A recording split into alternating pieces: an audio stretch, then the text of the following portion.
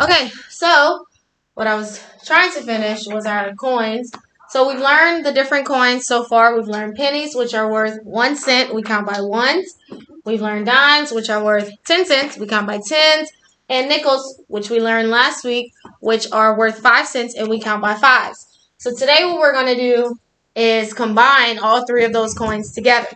So the key to counting all of these coins together is to know how to shift your counting. Also paying attention to which coins are which, right? Because in your book, they don't have the coins in color, but remember, dimes are the smallest, nickels will be the largest, and pennies, he's facing the opposite way. So if a penny is next to a dime, the penny will obviously be bigger than the dime, but Abraham Lincoln is facing the opposite way. So you just have to kind of pay attention. Also, the coins are set up in the book by the largest to the smallest. So usually the dimes will always be first, then the nickels will follow, then the pennies at the end, okay? So we have 4 dimes, 3 nickels, and 2 pennies here. So I'm going to put lines between them to separate the coins before we start counting. So like again what I said is you have to make sure how to shift your counting. So let's start here with the dimes. So we would say what? 10, 20, 30, 40. So stop here. So 40. I cannot say 50 because now I'm moving on to counting by 5.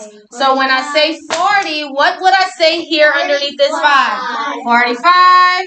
50, 55. Now I stop because now I'm jumping into ones. So from 55 I say 56, 57.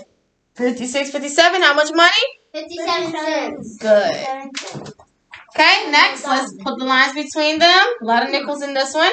Okay, let's start with our 10. So we say, 10, 20. So now I stop at 20. Now I'm going to start counting by 5. So from 20, I go to 20. 25, 30, 35, 40, 45, 50, 55, 60. Stop.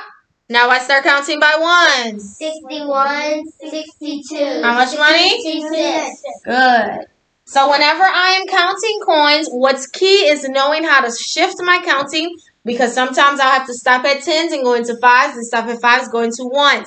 And also paying attention to the coins. Now that you know the coins will be mixed, you will have to really pay close attention to which coins are which. Okay, the size is different. Remember, if it's to the back of the coin, it will tell you. If it's a dime, it'll say 1 dime. If it's a nickel, it says 5 cents. If it's a penny, it says 1 cent.